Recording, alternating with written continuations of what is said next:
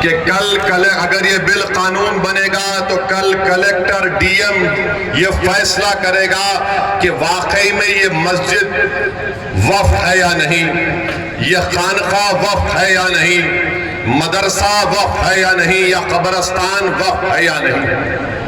और वक्फ यूजर को इस बिल में निकाल दिया गया है। मैं जिम्मेदारी के साथ आज आपके दरमियान में ककरौली गांव में खड़े होकर आपसे और उत्तर प्रदेश के तमाम जिम्मेदारों को बता रहा हूं, उत्तर प्रदेश सुन्नी वक्फ बोर्ड में जितनी जायदादें रजिस्टर्ड है 99% वक्फ यूजर है, यानी उसका कोई डीड नहीं है मगर रजिस्टर्ड है। अगर खुदा ना खास्ता यह कानून बीजेपी की हुकूमत बनाएगी तो इन तमाम 99% वक्फ जायदाद का क्या होगा? क्योंकि मोदी ये कह रहे हैं कि जो जायदाद वक्फ होती है हम और आप मानते हैं कि उसका मालिक अल्लाह होता है, सुबह क़यामत तक मालिक उसका अल्लाह होता है। मगर मोदी इस तरह का बिल पार्लियामेंट में पेश कर रहे हैं कि मालिक अल्लाह नहीं होगा, मोदी होगा और मेरा नायब डीएम होगा, कलेक्टर होगा। उत्तर प्रदेश में जितनी सुन्नी वक्फ बोर्ड की प्रॉपर्टियां हैं 99% वो वक्फ यूजर है। इस बिल में वक्फ यूजर को उड़ा दिया गया है। इस बिल में यह बात लिख दी गई है कि अगर कोई भी जाकर डीएम कलेक्टर के पास से शिकायत कर दे कि ये फुला जायदाद वक्फ की नहीं है तो कलेक्टर जब तहकीकात का इंक्वायरी का ऑर्डर देगा, जैसे ही वो इंक्वायरी का ऑर्डर देगा उस वक्त से वो जायदाद वक्फ नहीं रहेगी। कब तक वक्फ नहीं रहेगी? जब तक कलेक्टर या डीएम अपनी इंक्वायरी मुकम्मल नहीं कर लेता। डीएम इंक्वायरी मुकम्मल नहीं करेगा, इंक्वायरी का ऑर्डर जारी कर देगा, वक्फ की प्रॉपर्टी से जायदाद से हम महरूम हो जाएंगे। आप बताइए फिर किसका नुकसान होगा इस बारे में? फिर उसमें बिल में लिख दिया गया कि उत्तर प्रदेश के आज वक्फ बोर्ड में उसका एक एक मेंबर रुकन सिर्फ मुसलमान बन सकता है। मोदी कह रहे हैं कि नहीं, कम से कम 2 गैर मुस्लिम तो बनना ही बनना है और इलेक्शन नहीं होगा रियासती वक्फ बोर्ड में। प्रदेश की सरकार मेंबर्स को नॉमिनेट करेगी, नामजद करेगी, यानी 2 से ज्यादा भी गैर मुस्लिम उसके मेंबर बन जाएंगे, मेजॉरिटी में आ जाएंगे। मकसद एक ही है कि मोदी ये चाहते हैं कि भारत से वक्फ की जायदादों को खत्म करके रख दिया जाए। मस्जिदें वक्फ ना रहे, दरगाहें ना रहे, खानखाएं ना रहे, कब्रस्तान ना रहे। इसीलिए मोदी ने इस तरह के बिल को भारत की पार्लियामेंट में पेश किया है। मैं आपको खबरदार कर रहा हूं, मैं आपको बाखबर कर रहा हूं, अगर आज आप नहीं जागेंगे, इस बिल के खिलाफ सदाए एहतजाज नहीं बुलंद करेंगे तो याद रखिए हम अपनी वक्फ जायदादों को खो देंगे और बाद में रोने से कोई फायदा नहीं। अभी आपको उठकर एक मुस्बित पैगाम देना है और पैगाम देने का तरीका यह है कि 20 तारीख को जब आप वोट डालने जाएंगे तो आप इसलिए भी पहला अपना वोट इस्तेमाल करेंगे ताकि मोदी को मालूम हो जाए कि हम इस वक्फ बिल को कबूल नहीं करते जो हमारी मस्जिदों को छीनना चाहता है। हम मीरापुर से आरएलडी को हराएं ताकि जयंत चौधरी को मालूम हो जाए कि आप हमारे वोट हासिल नहीं कर सकते जब तक कि आप वक्फ बिल की मुखालिफत में जयंत चौधरी नहीं खड़े हो जाएंगे। तो क्या आप इस वक्फ बिल के खिलाफ वोट देंगे 20 तारीख को? क्या आप अपनी मस्जिद, दरगाहों को, खानखाहों को बचाएंगे? आपने इंशाअल्लाह कह दिया, मगर याद रखिए अगर आप मुत्तहदा तौर पर अपना एक एक वोट मोदी के इस काले बिल के खिलाफ इस्तेमाल करेंगे तो मोदी को भी पैगाम मिलेगा, जयंत चौधरी को भी पैगाम मिलेगा कि मीरापुर की जनता ने जो फैसला दिया है वो सिर्फ मीरापुर की हद तक महदूद नहीं है बल्कि पूरे उत्तर प्रदेश की आवाम ने फैसला दिया है कि हम तुम्हारे इस कानून, इस बिल को नहीं मानते जो हमसे हमारी मसाजिद को और वक्फ की जायदादों को छीनना चाहता है। अब जब वक्फ का बिल पेश हो रहा था पार्लियामेंट में, कौन खड़े होकर मौसर तरीके से संविधान की दफा 25, 26 का हवाला देकर उसकी मुखालिफत में कौन खड़ा हुआ वो पार्लियामेंट के रिकॉर्ड में मौजूद है। दूसरे पार्टी के लोग भी खड़े हुए, समाजवादी के नेता अखिलेश यादव भी खड़े हुए, बिल के बारे में बोलने के बजाय वो कोई और दास्तान सुना रहे थे, वो कोई और ही दास्तान सुना रहे थे। तो मेरे अजीज दोस्तों और बुजुर्गों, याद रखिए, अगर आप मौजूदा हालात में अपने वोट से अपने नुमाइंदों को कामयाब नहीं करेंगे तो जो बरसों से हमारा इस्तेसाल चल रहा है वो जारी और सारी रहेगा। अगर एमआईएम पार्टी जीतती है तो यहां पर भारत की जमहूरियत मजबूत होगी, गरीबों और मजलूमों को एक आवाज मिलेगी, क्योंकि आपने समाजवादी को कभी वोट दिया, कभी बसपा को वोट दिया, कभी आरएलडी को वोट दिया। आप सिर्फ वोट देते हैं मगर आपकी आवाज कोई नहीं उठाता, कोई आपके लिए लड़ने के लिए तैयार नहीं होता। मैं आपको बता रहा हूं, आप याद रखिए, फैसला तो आपका है, जमहूरियत है, आप जिसको चाहे वोट दे दे। मगर अगर आप इस बार भी इस डर में आ जाएंगे कि नहीं नहीं ये अरशद राना जीतेगा या नहीं जीतेगा, मेरे भाई, जब जंग करना है जमहूरियत में तो जंग खूब तरीके से करनी चाहिए। हमारा मामला यह है कि जंग करने से पहले हम नतीजे पर पहुंच जाते हैं, जंग करने से पहले हम नतीजे पर पहुंच जाते। अरे हम हार गए तो कैसा, अरे मेरे भाई, मिसाल दे रहा हूं समझाने के लिए, बुरा मत मानिए। 70 साल से वो फलस्तीनी गाजा और मगरबी किनारे में लड़े जा रहे हैं, मर रहे हैं। 40,000 अब तक मर गए, 12 लाख बेघर हो गए, लाखों लोग बेघर हो चुके हैं। मगर उनके हौसले को देखो, वो डर नहीं रहे हैं बल्कि मुकाबला कर रहे हैं। क्यों मुकाबला कर रहे हैं? क्योंकि इजराइल एक जालिम मुल्क है, इजराइल एक जालिम मुल्क है और वो जालिम मुल्क गाजा में नस्ल कशी कर रहा है। मगर एक मिसाल देने के लिए आपको बता रहा हूं। दूसरी बात मैं आपके सामने ये अर्ज करना चाह रहा था कि यहां पर अंसारी बरादरी बहुत बड़ी तादाद में है, उनका कारोबार पूरा का पूरा ठप होकर रह गया, कोई नहीं पूछता। आप देखते जाइए बीजेपी क्या कर रही है। जो भी अल्पसंख्यक समाज के लोग अपने हाथ और खून पसीने की कमाई से अपनी जिंदगी गुजारते, उनकी कारोबार को, उनके बिजनेस को खत्म कर दिया जा रहा है, मगर कोई आवाज उठाने वाला ही नहीं, कोई लड़ने वाला ही नहीं। चुनाव आ गया तो सब आ जाते हैं कि भैया को जिताओ, दरी बिछाओ, अपनी जवानी को कुर्बान करो, उसके बाद हम ही मरते हैं, उसके बाद हम ही मरते हैं। तो मेरे अजीज दोस्तों और बुजुर्गों, मेरे भाई आप सुनिए, हाँ जिंदा है, आप भी जिंदा है, हम भी जिंदा है।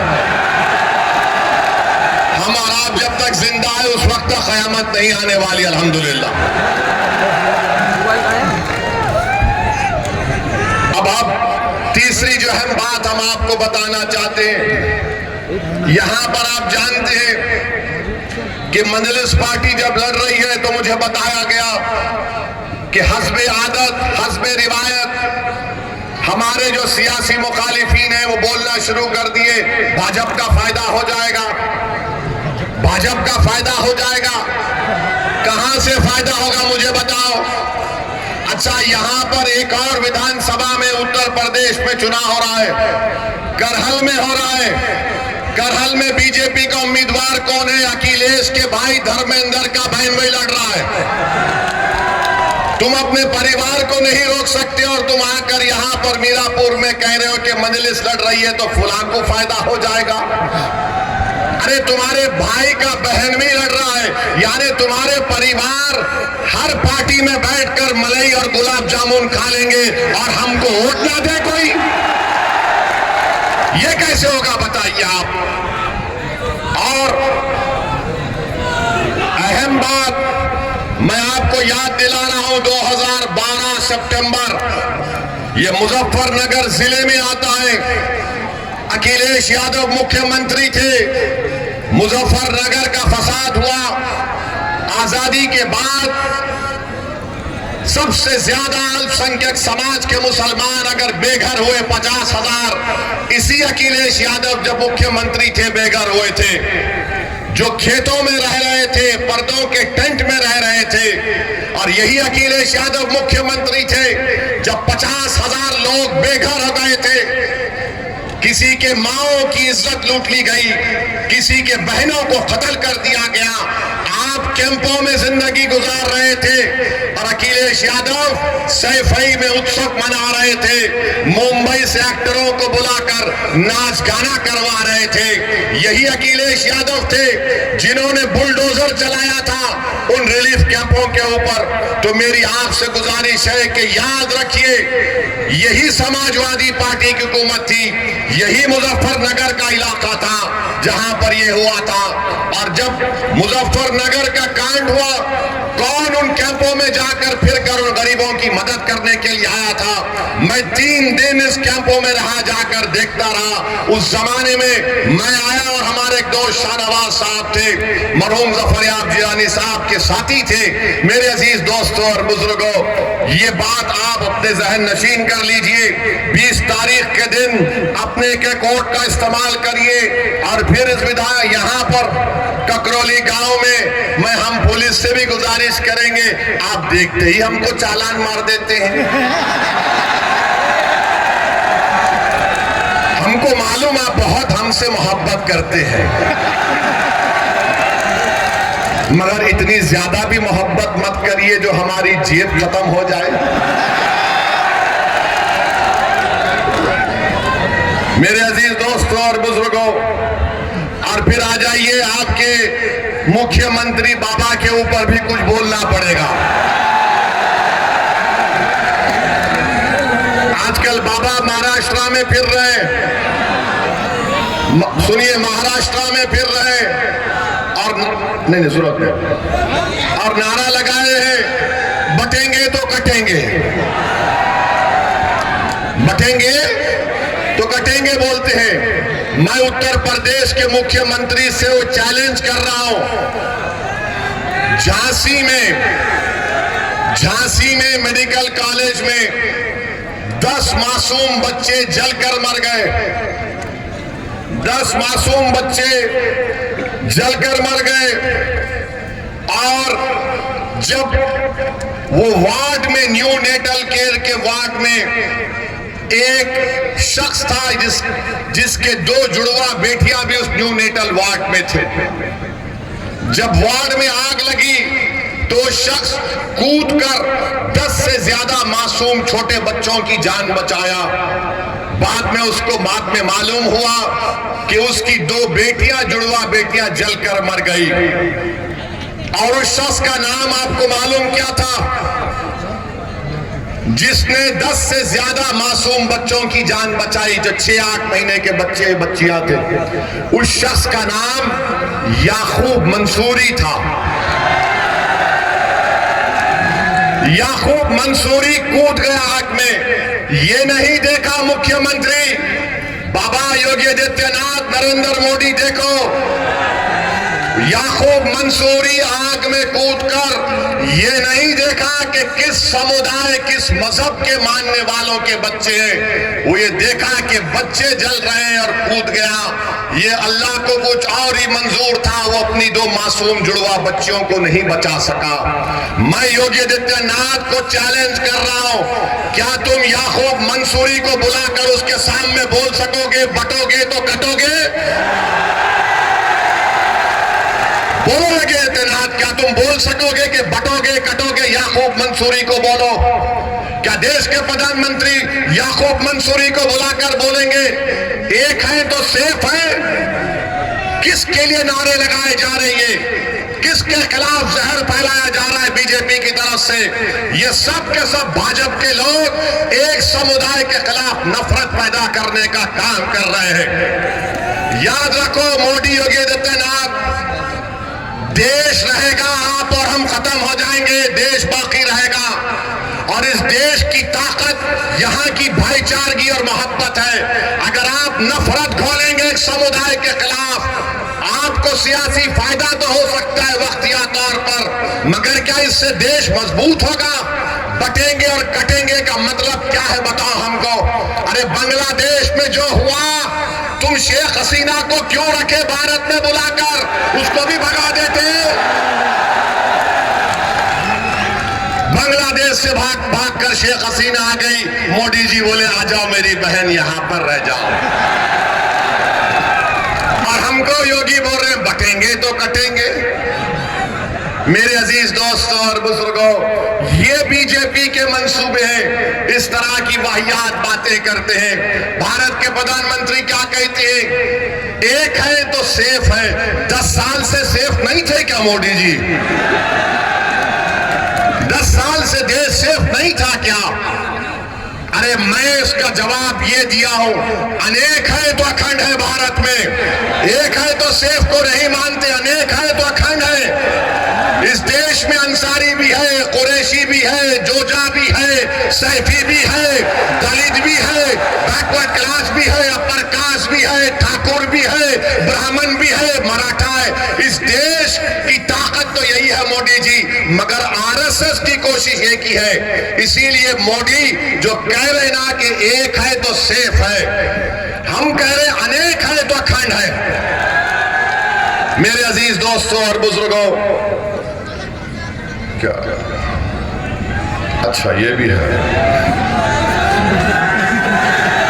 नहीं, इसमें लिखकर मुझे दिया गया है कि 2012 के चुनाव के मैनिफेस्टो में अखिलेश यादव ने 18% रिजर्वेशन का वादा किया था। अखिलेश यादव के पास रिजर्वेशन है किसका है? खाली अपने खानदान और परिवार का। मैं बन जाऊं, मेरी वाइफ बन जाए, मेरा भाई बन जाए, चाचा का बेटा बन जाए, वही रिजर्वेशन है। आरक्षण खाली उनके परिवार के लिए, आपके लिए नहीं है। आपको गलतफहमी है। ये समाजवादी कभी भी आपका कोई काम करने वाली नहीं है, मगर आप ये समझते हैं कि क्या करें, मजबूरी है। अरे अब तो मजबूरी नहीं है ना, ये तो पार्लियामेंट का चुनाव नहीं है। आप यहाँ पर मुत्तहदा अपने वोट का इस्तेमाल करिए, अरशद राणा को कामयाब करिए, तो भैया का दिमाग भी ठिकाने लग जाएगा पूरी तरीके से, पूरी तरीके से दिमाग ठिकाने लग जाएगा। इनको मालूम होना चाहिए।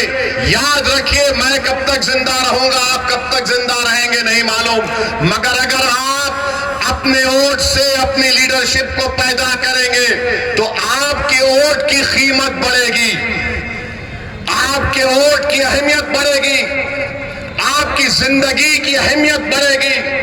आपके इन बेरोजगार नौजवान बच्चों का मुस्तकबिल के बारे में सोचने पर मजबूर हो जाएंगे।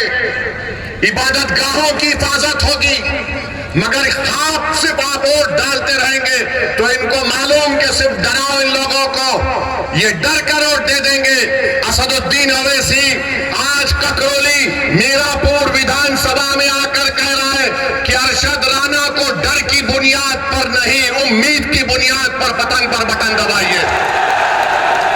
डरने की जरूरत नहीं है मेरे भाई, मौत एक मर्तबा आती है, 2 मर्तबा नहीं आएगी मौत।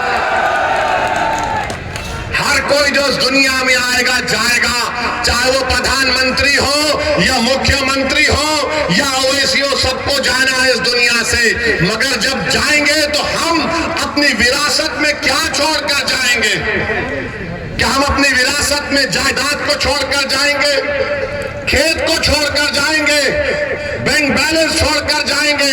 हम अपनी विरासत में अपने नेक अमाल छोड़ेंगे, नेक औलाद छोड़ेंगे और सियासी शऊर छोड़ेंगे, मिल्लत का इत्तेहाद छोड़ेंगे, अपने नुमाइंदों को लीडरशिप बनाकर छोड़ के जाएंगे। ये विरासत आपको याद रखना है।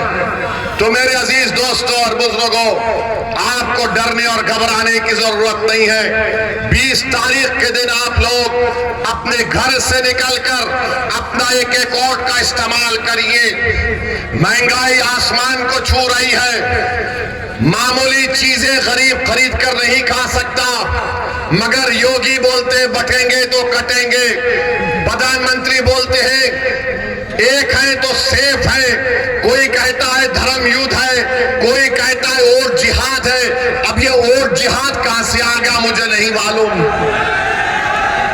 लव जिहाद कहां से आ गया नहीं मालूम।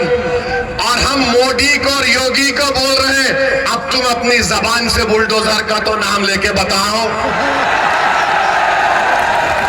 बोलो बुलडोजर के बारे में योगी और मोदी नहीं बोलेंगे, क्योंकि सुप्रीम कोर्ट ने कह दिया कि जिस प्रदेश में, जिस भारत के हिस्से में बुलडोजर इस्तेमाल होता है वो अनकॉन्स्टिट्यूशनल है। वो वहां की स्थिति को दिखाता है कि क्या वहां के हालात है। सुप्रीम कोर्ट ने यह भी कह दिया कि अगर कोई गवर्नमेंट का अधिकारी बुलडोजर लेकर आएगा तो सुप्रीम कोर्ट ने कहा कि वो हमारे अहकामात का उल्लंघन कर रहा, उसकी नौकरी चले जाएगी। तो बाबा तुम्हारा बुलडोजर चला गया, तुम बुलडोजर लेकर आएंगे, सुप्रीम कोर्ट तुमको सुप्रीम कोर्ट में कंटेम्प्ट की नोटिस देगा। 15 दिन का टाइम देना पड़ेगा, 15 दिन के टाइम से पहले बुलाकर बात करना पड़ेगा, रिकॉर्ड करना पड़ेगा, उसकी सुनवाई करना पड़ेगा। कितने गरीबों के घर को बुलडोजर से तोड़ दिया गया। सुप्रीम कोर्ट ने कहा कि क्या ये नजारा अच्छा है कि लोग अपने घर को जब बनाते हैं अपनी जिंदगी की खून पसीने की कमाई से बनाते हैं, लोग बेघर हो जाते हैं, आसमान के नीचे खड़े रह जाते हैं। अरे कितना जुल्म इन लोगों ने किया। मुझे यकीन है कि अल्लाह उन बेजुबानों का आवाज, जो तकलीफ उन बेजुबानों ने उठाई, अल्लाह इंसाफ करेगा। जो बुलडोजर से हुकूमत कर रहे हैं, इंशाअल्लाह ताला तुम्हें शिकस्त भी होगी तो बुलडोजर की तरह तुमको शिकस्त होगी।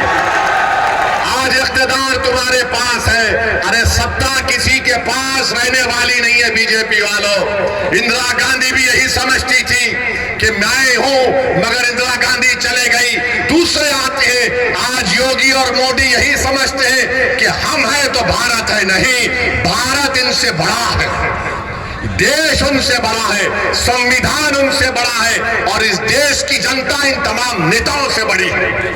मेरे अजीज दोस्तों और बुजुर्गों, मैं आपसे फिर से अपील कर रहा हूं कि आप मजलिस इत्तेहादुल मुस्लिमीन का साथ दीजिए। आप जानते हैं कि बुढ़ाना में नबी करीम सल्लल्लाहु अलैहि वसल्लम के शान में किसी ने अनाप शनाप बकने की कोशिश की तो क्या कोई लाल टोपी पहनने वाला गया था?